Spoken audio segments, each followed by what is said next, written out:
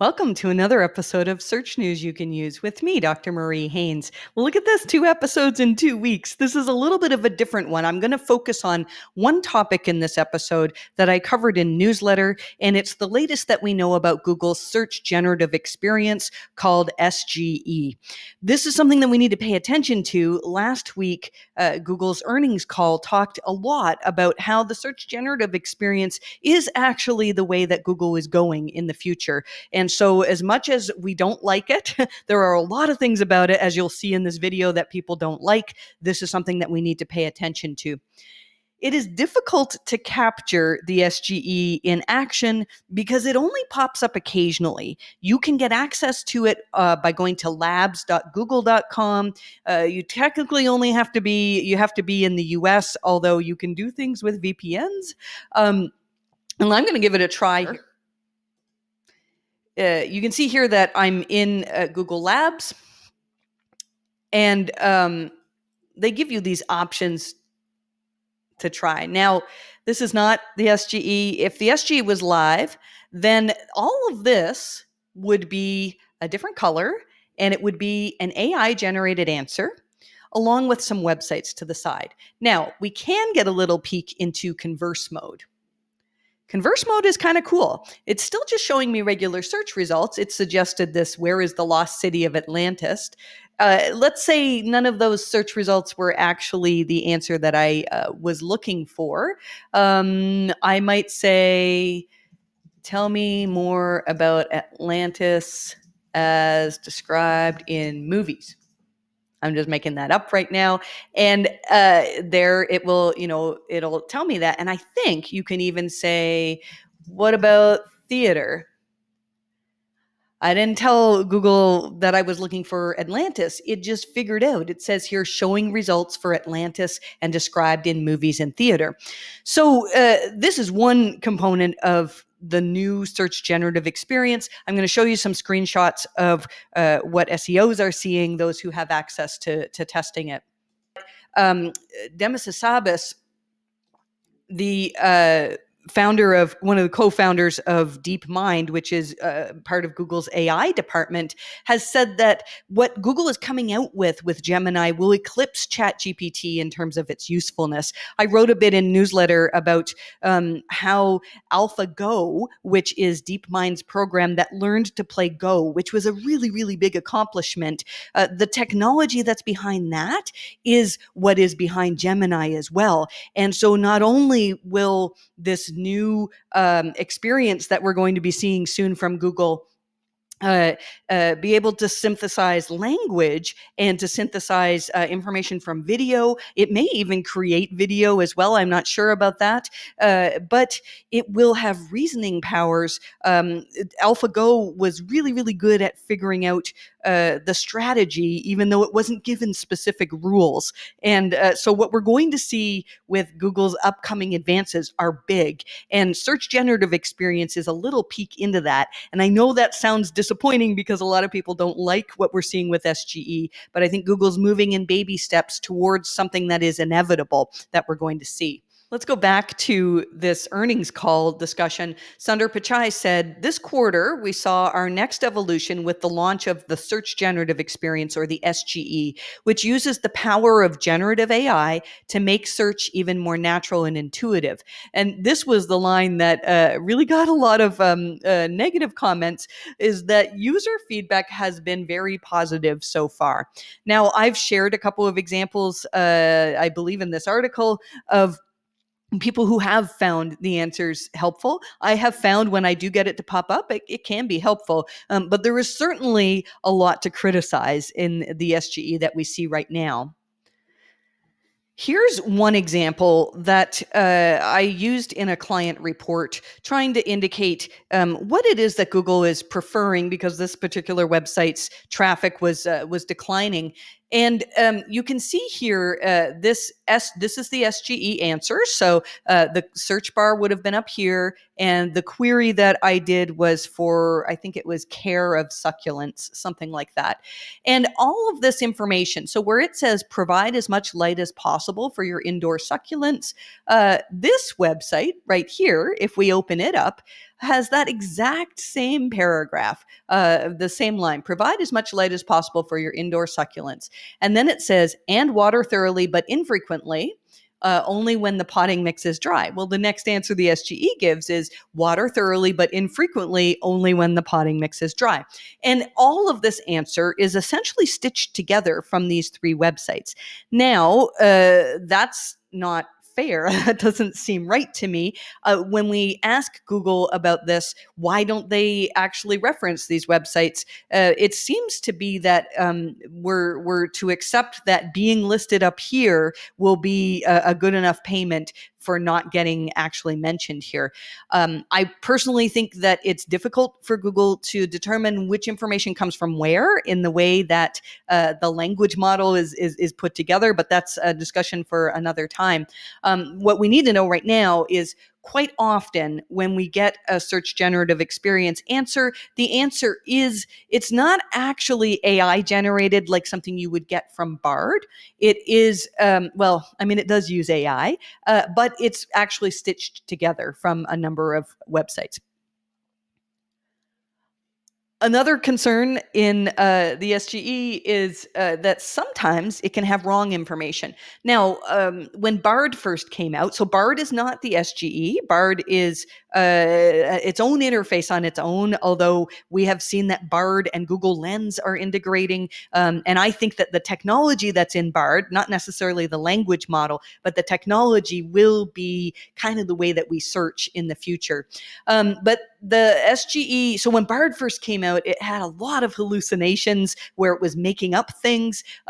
Paul here, I don't know if you can read this, but the SGE, he asked about himself, and the SGE told him that he has a degree in computer science from University of California, Berkeley, and an MBA from Stanford Graduate School, both of which are not true. And we couldn't figure out where it was getting that information from. So this is, I think, one of the reasons why we're not seeing SGE live to the public yet, is for an answer to be given in directly in Google search, there has to be some accuracy. You know, this is not good if it's making things up. Lily Ray has shared so much information on what she's seeing with the SGE. It pops up all the time for her. I can't get it to pop up. And these examples that she gives here, she's looking for something. The query said, best techno in NYC this evening, and none of these, are referenced to this evening. So, but I think there's still stuff that we can learn from here, because it would be interesting to look at these websites that are recommended and figure out why. And I think that a lot of this is related to information in the knowledge graph, that instead of Google relying on, lots of people link to this website, therefore it's a good one, they're relying on the breadth of the world's knowledge that is contained in the knowledge graph and all of the information they can put together to figure out actually what is a popular place where people go to. And here's a couple of examples that I shared of people who are actually finding the search generative experience helpful. Mark shared here that he was looking for where the Apple store was. And, instead of having to go through Apple's website or, whatever, it was right there in his search generative answer that it was located on the second level of this particular mall. Eli said this is really interesting. He did a query for something that happened that day, and got a result about what was happening that particular day. And so I think that this is sort of an example of how the SGE can be helpful, but more often than not, we're seeing people complaining about it at this point. Now, does this mean that the whole web is going to change and websites will not get traffic anymore? I do think that a lot of websites are going to not get traffic anywhere near the traffic that they used to. If you're a website that provides information to people, unless you are the source of that information, unless you're the source that people go to because they're like, oh, look, Google did an update, I need to see what Marie Haynes says, or whatever, you're known as the person or the brand in your industry that comes out with new thoughts and new information, then there's really not a lot of need for Google to show 400 different websites that wrote about the same story and essentially copied everybody's words. But Google says we're engaging, this is from their earnings call, we're engaging with the broader ecosystem and will continue to prioritize approaches that send valuable traffic and support a healthy open web. Now, all of the examples that they talked about were for commercial queries. As not saying the SGE only appears for commercial queries, but this is something where the internet is an interface to get people to businesses. If I'm a business that sells a particular product, then I'm going to want to figure out how do I get found online, and understanding how to get seen in the search generative experience is going to be extremely important. A lot of this, as we talked about in newsletter, is related to the shopping graph. The shopping graph is the knowledge graph, but for shopping. And Google put out this documentation earlier this year that says that the shopping graph is a machine learning powered real-time data set of the world's products and sellers. And it stores billions of products. This is super important. Availability, reviews from other shoppers, pros and cons, material, color, and sizes. And all of those things are stored in the shopping graph. And not only does Google know what's in the shopping graph, but they know the relationships between them. So if I'm looking to buy a particular product, Google knows who is known as the retailer of that product, who has good reviews from people who say, you know what, when you buy this product, you need to buy it from these guys. So I would really encourage you. This is from Google's documentation on the shopping graph that says that they're pulling information from images, descriptions, reviews, and YouTube videos, and then they use machine learning to understand the relevant, nuanced characteristics. And in this situation, somebody was looking for a coat for some type of a cold weather trip, and so it would recognize that the intent behind that query is to find coats that perform well in cold temperatures. And so Google is getting really good at figuring out what is it that you're looking for, and what does all of the body of information that's on the web say you're looking for. And again, user reviews are something that Google tells us in this blog post are really, really important. The reason why I'm focusing on this is that if you are a business who has an existing audience, who wants to reach that audience, then SEO is not dead because, we call it optimizing for search engines, whether we call it now of optimizing for language models, then businesses are still going to need to be found, and we need to be paying attention to what we're seeing. I'll show you some screenshots in a minute. What I'm really concerned for, though, is for informational queries. If I'm doing a review right now for a website that really gives definitions of a lot of things, and they have a history of being the place to go to for these definitions. But bit by bit, all of those things are available on Google. So why would Google need to send people to websites? And Google also spent time talking about how ads will continue to play an important role. I have a bunch of thoughts on how AI is changing and will change the ad experience on Google. I know a lot of people are saying, well, Google won't get rid of sending traffic to websites because it's such a big revenue source for them. I think what's coming with Google Ads will be much, much bigger than the source that they get from sending people to a website and then hoping that the ads that they display are semi-relevant to people. I think AI is going to open up all sorts of ways to get hyper-targeted ads in front of people. And I even have some thoughts about, we've talked about Notebook LM, which is Google's one of Google's new tools that's still only available to a few. I can't wait till I get it, where you can use AI on a collection of Google Docs. And I can really see how that could be used for ads. Imagine that my consulting calendar is full, and yet I say, look, you can basically consult with the body of knowledge that I've created for people who have traffic drops with their website.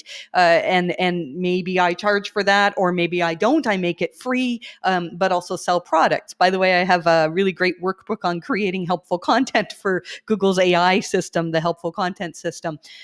So ads are not going away. I am not an ads person, but if I was, I would be paying a lot of attention to PMAX right now. There were a lot of things mentioned in the earnings call about that. Here are some examples. These are ones that I've shared before in newsletter of commercial queries that we've seen. And in this situation, I'm not sure what the query was laptop, and you can see that Google is recommending Apple, I don't know, this store, and Samsung. And they've actually summarized what's important about these laptops, that this one's good for working from home, this one's good for business. How do they know that? They know that based on the information in the shopping graph.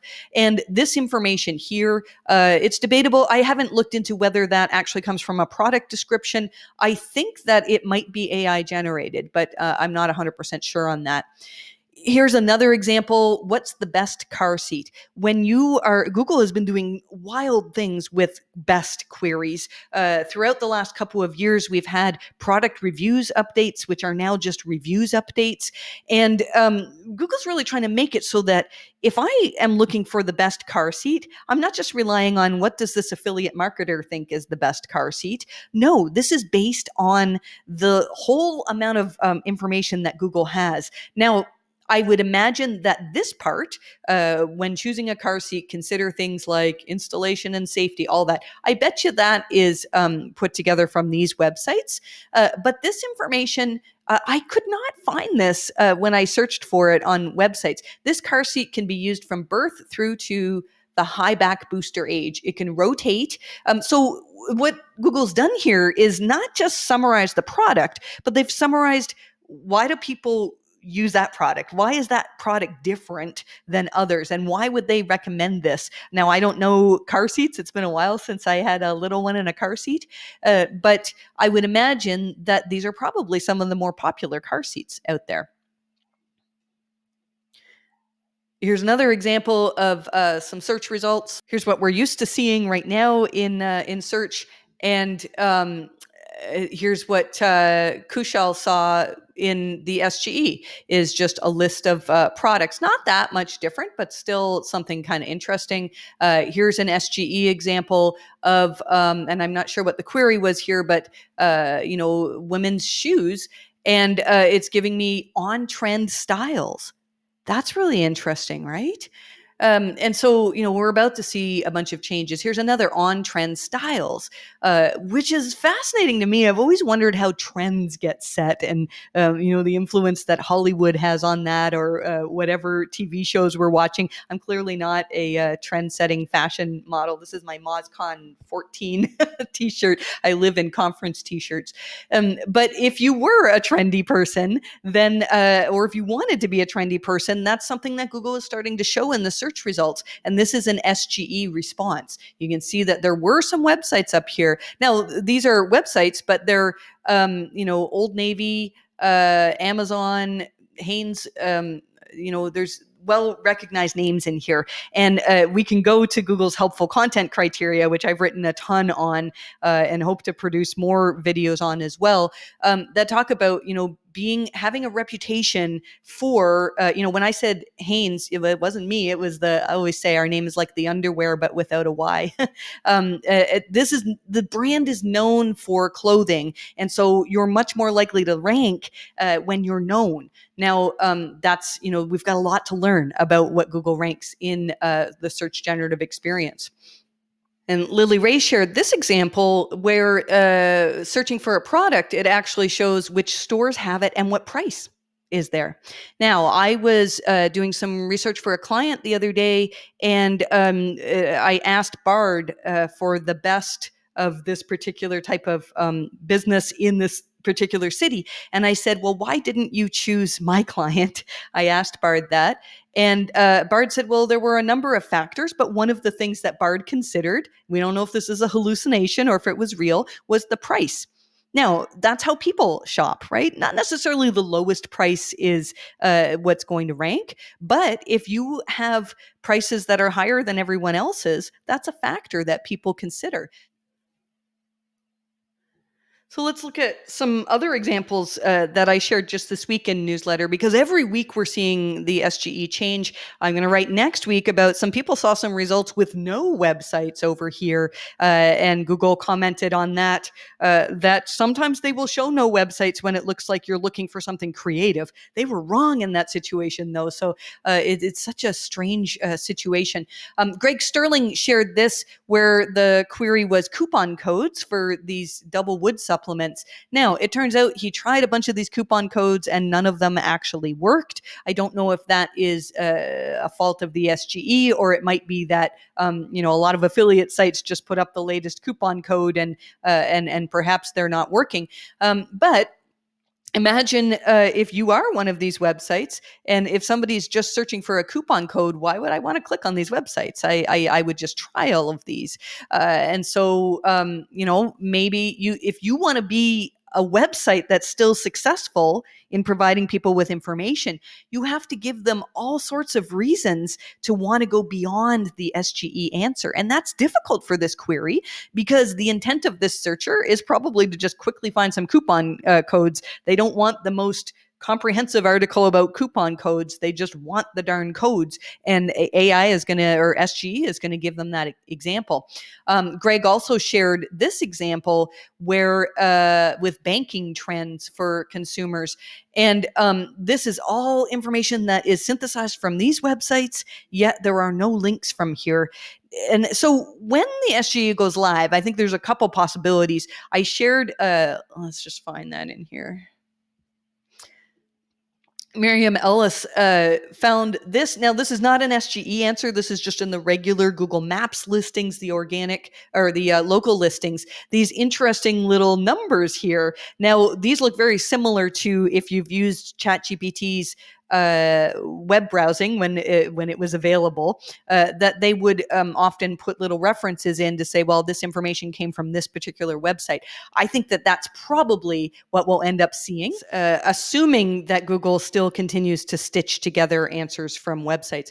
Another thing I should point out about the SGE is these little follow-up questions down here. Ask a follow-up. These are suggested questions. What are consumers looking for in a bank? What do customers want from banks in 2023? These are really good ideas for topic ideas. When Google's looking for these websites that are writing about banks, one of the things that they consider is the topical authority. And if you have lots of content about topics that are related to your topics, then that's something that can really, really help you. This was a good one. Lily Ray pointed out this example.